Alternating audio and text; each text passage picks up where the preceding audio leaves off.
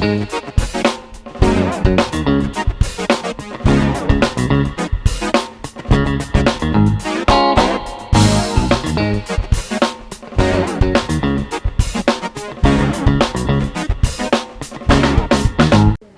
And welcome to માતૃભાતી pageants first Friday with KD live. આ line બહુ વખત એ બોલાઈ દર વખતે તાલીઓ પડાવડાવીએ છીએ, પણ સ્ટાર્ટિંગ હોય છે એટલે અમારે આવું જરૂર હોય છે. સી દરેકમાં ટેલેન્ટ હોય છે. કોઈ બી કહે કે કોઈ માણસ કહે કે મારામાં કોઈ ટેલેન્ટ નથી, આઈ ડોન્ટ બિલીવ. કારણ કે કંઈક તો ટેલેન્ટ હોય છે, કાં તો ના પાડવાનું ટેલેન્ટ હોય, ઘરે મોડા જવાનું ટેલેન્ટ, કંઈ બી ટેલેન્ટ હોય. અમારે કાકા હતા, મતલબ એમના ગામમાં છે ને સર્કસ આવી, તો એ લોકો કોઈ એવું ટેલેન્ટ શોધતા હતા કે ગજબ ટેલેન્ટ હોય, સર્કસમાં બતાવી શકે તો એમની બી ઇન્કમ થાય તો શો જોરદાર ચાલે.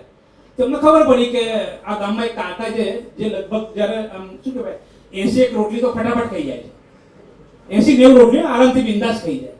તો એ લોકો કોન્ટેક્ટ કર્યો સરકારને, તો કાકા તમે અમારા શોમાં ઇન્વોલ્વ થાઓ, મજા આવશે, પૈસા બી મળશે અને તમારે દરેક શોમાં પરફોર્મ કરવાનું, 80 રોટલી ખાવાની, બરાબર.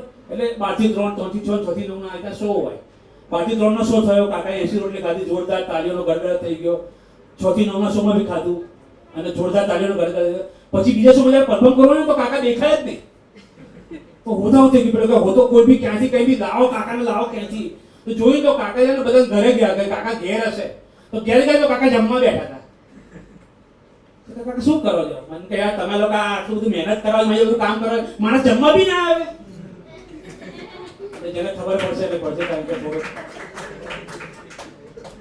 સો આવું બહુ ટેલેન્ટ હોય છે ને. ટેલેન્ટના અડ્ડાની અંદર બધા ટેલેન્ટ બહાર આવે છે. તો હું એના જે ટોપ વિનર છે, 5 વિનર્સ, એમનો હું ઇન્વાઇટ કરીશ. First of all Jagruti Rajput, singer કેટેગરીમાં એક વિનર હતા, ફર્સ્ટ વિનર.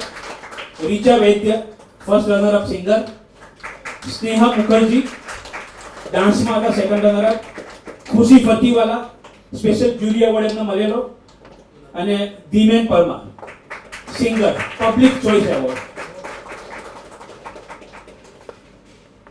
મને એક્ચ્યુઅલી ખબર હતી કે તમે લોકો બેસશો ને, હું પણ પ્લીઝ તમે 2 જણ આમાં બેસી જાઓ સીટમાં. સર તમે ત્યાં બેસી જાઓ, તમે 1 જણ અહીંયા બેસી જાઓ. તારો સર તમે આ બાજુ આવી જાઓ. બહુ સૌથી બધા પૂછે બધા દેખાય છે ને, એ લોકો કઈ ઊંધી અંદર. સર માઇક થોડું ફરતું રહેશે, તમારા હાથમાં રાખી શકો છો. તો first of all welcome to first Friday with KD live. અને તમે બધા વિનર છો અને ટેલેન્ટેડ છો તમે. અને જે લોકો કીધું કે જે પબ્લિક ચોઇસ એવોર્ડ છે ને એ ટોટલ ડિફરન્ટ છે. જ્યુરી એવોર્ડ એ ડિફરન્ટ છે. પબ્લિક ચોઇસ એવોર્ડમાં એમના વિડીયોઝ ઇન્સ્ટા પર પબ્લિશ કરવામાં આવ્યા હતા અને જેને સૌથી વધારે લાઈક મળે એમાં I think public choice award એમને મળેલો છે.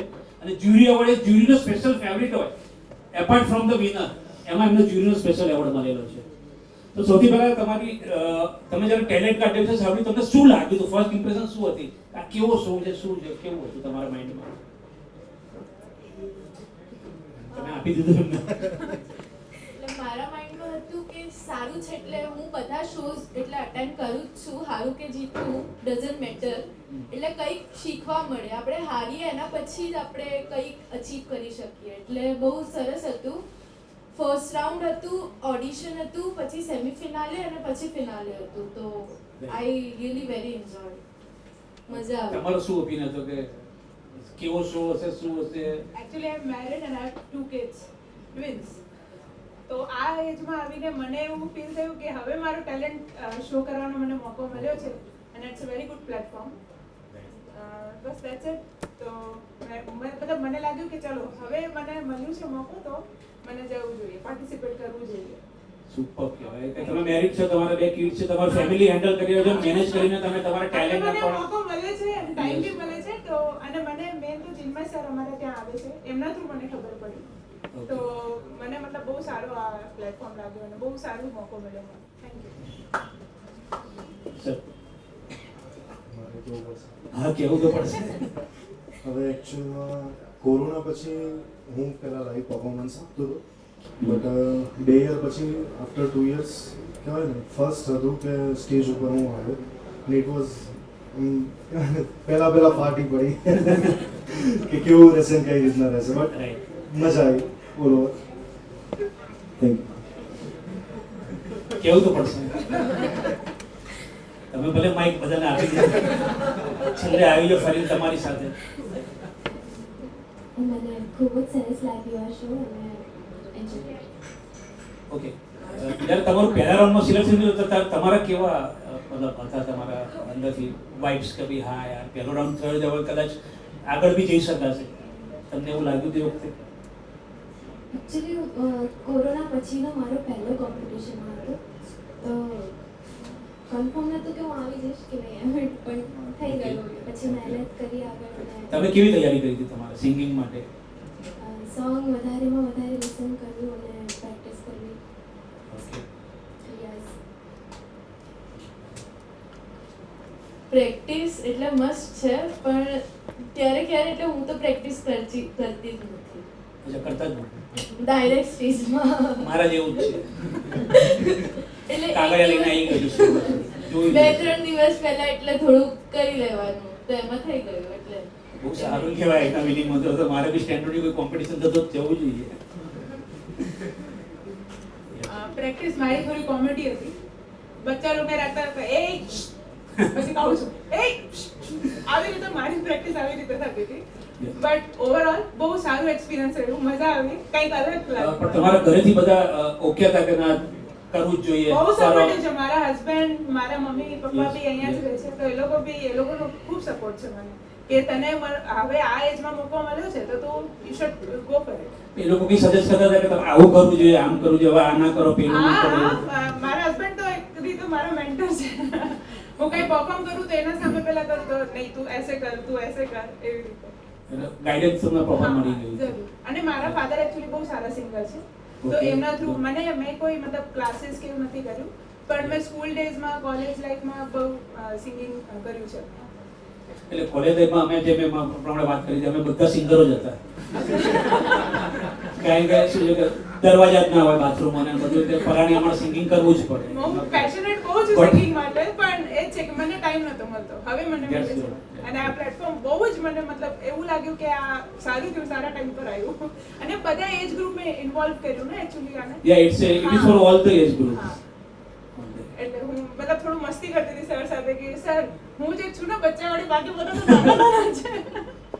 એવું છે. ઓકે. ના ના, બીજા ઘણા બી આવ્યા હતા, કારણ કે ઓડિશન રાઉન્ડમાં હતો, બીજા ઘણા લોકો આવ્યા હા, હતા, મતલબ- ઘણા બધા અંતર હા. 70-80 વર્ષના લોકો બી આવ્યા હતા. હા, એ તો મેં જોયું હતું ઓડિશન.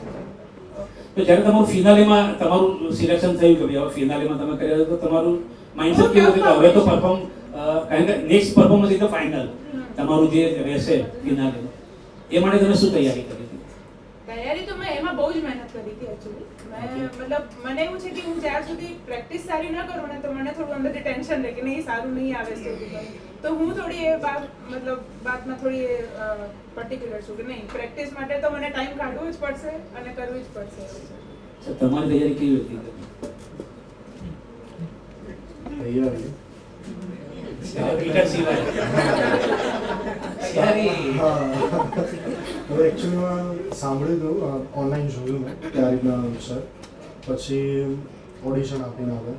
ઓડિશનમાં ખબર નથી કે કઈ રીતના જશે, બટ આઈ ફેલ્ડ કે સારું રહ્યું છે. પછી નેક્સ્ટ રાઉન્ડમાં સિલેક્શન માટે વોટ્સઅપ પર અંદર એડ થઈ ગયા, એટલે મજા આવી ગઈ, ના ચલો સિલેક્ટ થઈ ગયા. પછી ફાઇનલી ફિનાલે આવ્યું ને પછી આમ થયું કે એના બધા ઘણા બધા કેટેગરીઝ હતા ને, એટલે કે હવે વિનર થઈશું કે નહીં, એટલે એના માટે બહુ પ્રેક્ટિસ કરી. તો જ્યારે ફિનાલેમાં તમે જ્યારે મતલબ તમારું ફિનાલેમાં સિલેક્શન થઈ ગયું પછી તમારો કેવી રીતે પ્રતિક્રિયા કે હવે મારે પરફોર્મ કેવું કરવું પડશે? પહેલા કર્યું નથી, અલગ કે કંઈક નવું લઈને આવ્યા હતા? યસ નવું મેં મેશઅપ બનાવ્યું હતું. ઓકે. એના માટે ટ્રાય કર્યો હતો, કંઈક નવું ટ્રાય કર્યું.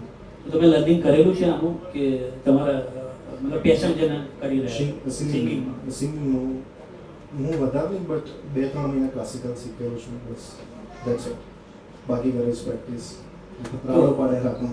આ જીત્યાભાઈ તમારી પાસે કંઈ ઓફર કંઈ આવી હોય બધા લોકોને કંઈ? એટલે હું નેક્સ્ટમાં મારે બી પાર્ટિસિપેટ કરવું છે તો મને ખબર પડે કે બિલ કંઈ ના કરવાનું. આજે એવું કંઈ નથી. I think this is the first તમારે જીત્યા પછી કે તમે અહીંયા આવ્યા છો અને અહીંયા પરફોર્મ કરશો ફરીથી કદાચ. નહીં તો તમે બીજો કંઈક કરી 3-4 થઈ ગયા.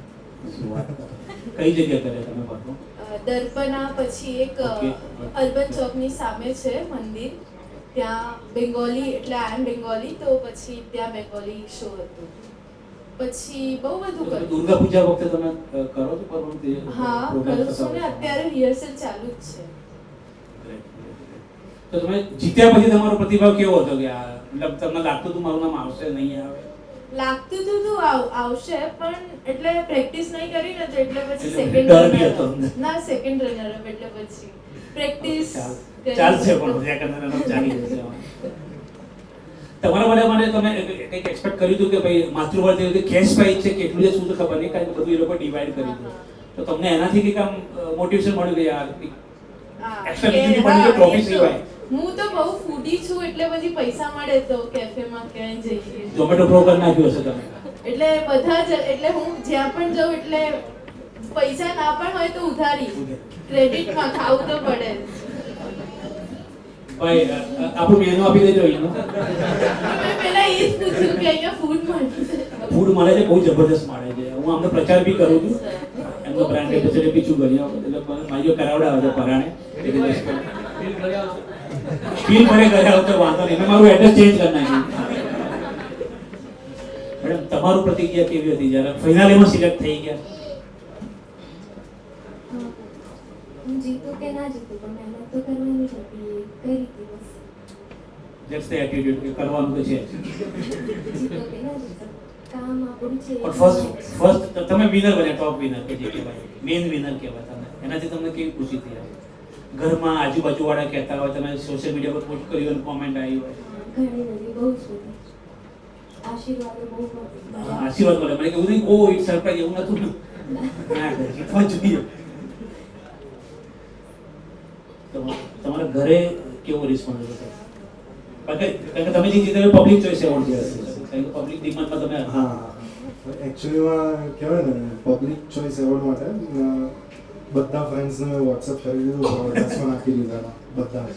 3 જણા તો અહીંયા આયા જ છે, રાત દિવસ લાગી રહ્યા હતા. એના સાચા ફ્રેન્ડ કહેવાય. હા અને તમે કેશ પ્રાઇઝની વાત કરી હતી, એમ મતલબ એક ફ્રેન્ડના હાથમાં આવ્યો, મને ખબર જ નથી કે ચલો મળી. એ લોકો નીકળી ગયા હતા કે ના બરોબર છે, મેં કીધું ચલો ઠીક છે. બાકી બધા ખુશ થઈ ગયા હતા કે ના ઓકે ચલો ઠીક છે. તો હવે આગળનો પ્લાન શું છે તમારા માટે કે you are taking participate in such kind of talent hurt કે પછી તમારા પોતાના પ્રોગ્રામ્સની અંદર બી ક્યાંય તમે જોઈન થઈ શકો કે એવું તમારો શું પ્લાન છે? કોઈ નેક્સ્ટ પ્રોજેક્ટ્સ હોય જેમાં કામ કરવાનું કહેવાય ને વાંધો નથી. તમારો શું પ્લાન છે? હું ક્લાસિકલ મ્યુઝિક શીખું છું અત્યારે ઓકે. અપાસના સ્કૂલ ઓફ મ્યુઝિકમાં. તો પછી કેરી ઓન શીખવા પર વધારે ભાર છે, પણ કંઈક નવું મળે તો શ્યોર કરીશ. ડેફિનેટલી. તમે તો ઓલરેડી શોઝ કરી રહ્યા છો. હા એટલે હું મૃદંગમ શીખું છું, ચેંડા શીખું છું, મલખમ રોપ શીખું છું, એરિયલ શીખું છું, ભરતનાટ્યમ શીખું છું. પછી હું ક્લાસ પણ લઉં છું ભરતનાટ્યમના. હા દર્પણામાં. અને પછી હું એટલે એક્ઝામ માટે પણ એટલે ભરતનાટ્યમ પીજીનું એ પણ કરું છું. અને અત્યારે કોલેજ બંધ છે, હવે શરૂ થશે ફર્સ્ટ યર. મેડમ તમને જે સ્પેશિયલ જ્યુરી એવોર્ડ મળ્યો ને તમને, તો નહીં ફર્સ્ટ ફર્સ્ટ વાર હતો, સોરી તમે સ્પેશિયલ જ્યુરી વાળા તો મેડમ નથી. તમારા ઘરમાં કેવી હતી પ્રતિક્રિયા? મતલબ શીખ્યા ફેમિલી વાળા? ફર્સ્ટ રનર અપ બન્યા પછી હા મતલબ ઓબ્વિયસલી બધા બહુ જ ખુશ હતા, બહુ જ ખુશ હતા. અને કોમ્પિટિશન બહુ ટફ હતું એકચ્યુઅલી. એવું લાગતું હતું કે નહીં કોણ આવશે, Competition તો tough જ હતું. કોઈ કહી ન શકે કે કોણ જીતશે. એટલે વધારે ખુશી મળી કે અરે વાહ, ના મને I can do it at this stage also I can do it. કારણ કે જ્યારે શો જ્યારે ડિઝાઇન કર્યો તો વી ડિસ્કસ વિથ ચિન્મયભાઈ, અમે એક જ રાઉન્ડ કરવાના હતા, એમાંથી સિલેક્ટ કરીને સીધા ફિનાલીમાં લેવાના હતા.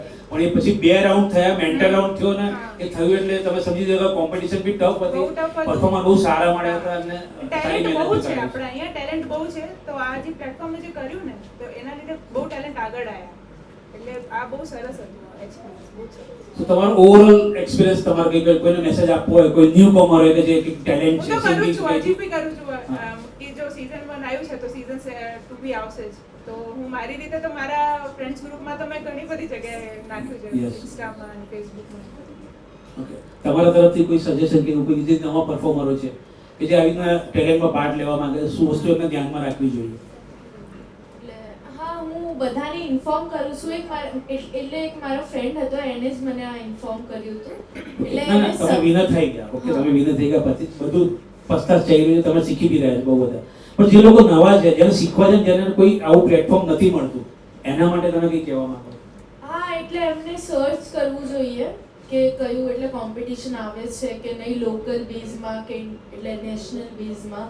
પછી પહેલા તો એમને લર્ન એટલે પ્રોપરલી લર્ન કરવું જોઈએ. શીખવું જોઈએ. લર્નિંગ મસ્ત છે, નહીં તો પછી એટલે જેટલું શીખીએ એટલું આગળ આપણે વધી શકીએ. એટલે પછી એમને હું કહું કે સ્ટેજ તો એટલે એમને મળશે જ આગળ જઈને એ શીખેલા હોય તો પ્રોપરલી. ઓબ્વિયસલી. મેમ તમારા તરફથી કોઈ મેસેજ? હું એટલું જ કહીશ કે જે કોમ્પિટિશન કે કંઈ પણ આવે ને એનું સ્ટેજમાં લઈને કેરી કરો અને એની ઉપર મહેનત કરો અને તે બેસ્ટ આપો પોતાનું. સર તમારા તરફથી ક્લોઝિંગ રિમાર્ક છેલ્લે? એટલે લોકો કંટાળે જ મારાથી ક્યાં પૂછ કરે છે પરફોર્મન્સ ચાલુ કરે. એકચ્યુઅલીમાં મારે કહેવાય ને સ્ટડી એ ચાલુ છે અને સાથે સાથે મ્યુઝિક બહુ ટફ પડે બટ કરી રહ્યા છો. કરી રહ્યા છીએ તો બસ એ જ. તમે બધા સાથે જતા કંઈક કરી રહ્યા છો, જોબ કરી રહ્યા છો, તમે સ્ટડી કરી રહ્યા છો, તમે સ્ટડી કરી તમે Work from home. Work from home છે. Great great good. ચાલુ છે એમ સાઈડમાં કહેવાય ને બંને પેરેલલ. તો anyways thank you very much for coming in first Friday with KV guys. તમારા બધાના પરફોર્મન્સ જોવા માટે બધા આતુર છે. કારણ કે મને ઘણા લોકો પૂછે છે આ લોકોના પરફોર્મન્સ ક્યારે છે, કારણ કે તમારી સાથે બી તમારા ફેમિલી મેમ્બર ફ્રેન્ડ્સ બધા આવ્યા છે. On the spot performance. Yes, તો ઓન ધ સ્પોટ પરફોર્મન્સ ચાલુ થશે હવે. પ્લીઝ રાહ જોજો, ફટાફટ પરફોર્મન્સ આપણે લઈ લઈશું. Thank you very much.